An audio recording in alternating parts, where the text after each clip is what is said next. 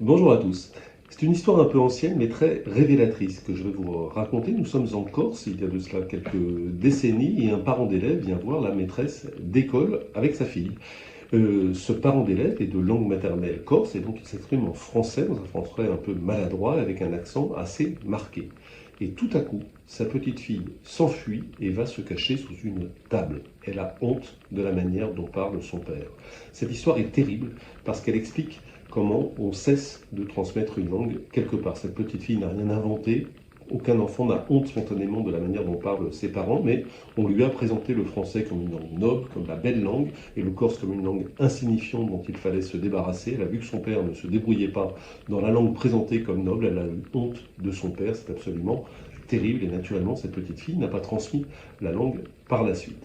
C'est comme ça qu'on arrive, en Corse comme ailleurs, à un déclin accéléré de la langue. Contrairement à l'impression qu'on peut avoir parfois de l'extérieur, la transmission familiale en Corse est très atteinte, elle est évaluée à 2% seulement des familles, et si on poursuit cette pente, eh bien, la langue corse disparaîtra. Cette histoire m'a été racontée par l'un des chanteurs du groupe célèbre I Mouvrini, Jean-François Bernardini, et pour lui, et il a raison me semble-t-il, il considère que la langue est au cœur du conflit entre la Corse et l'État depuis des décennies, mais que ça peut être aussi la solution pour en sortir.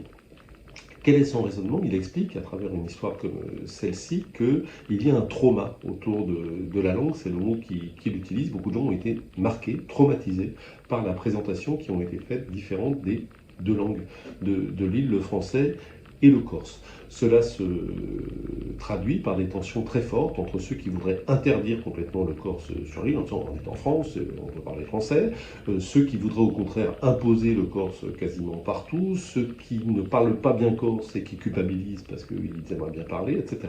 Il y a un trauma dans la société corse. Comment peut-on en sortir, dit Jean-François Bernardini? Eh bien, par la seule solution, c'est le bilinguisme. La solution, ce n'est pas le tout français, ce n'est pas le tout corse. Ce sont les deux langues, valorisées autant l'une que l'autre. Je rappelle souvent que l'être humain est capable de parler plusieurs langues, donc il n'y a aucun problème. Et on peut même aller plus loin. Si tous les enfants de Corse, à la fin du CM2, parlaient et corse et français, ben, ils apprendraient plus facilement non seulement l'italien, l'espagnol ou d'autres langues latines, mais aussi l'anglais ou l'allemand. Il n'y a aucun problème de ce point de vue-là. Donc c'est là la solution, et ça suppose une chose, c'est de valoriser les deux langues, autant l'une que l'autre, le français et le corse, de telle sorte que plus aucune petite fille n'ait honte de la manière dont parlent ses parents. Plus de détails, comme d'habitude, sur la version écrite de l'infolettre de l'Express, sur le goût des langues. Puis je vous souhaite de bonnes vacances, que je vais m'arrêter pendant l'été pour préparer d'autres articles et d'autres vidéos qui reprendront en septembre. Très bel été à vous tous.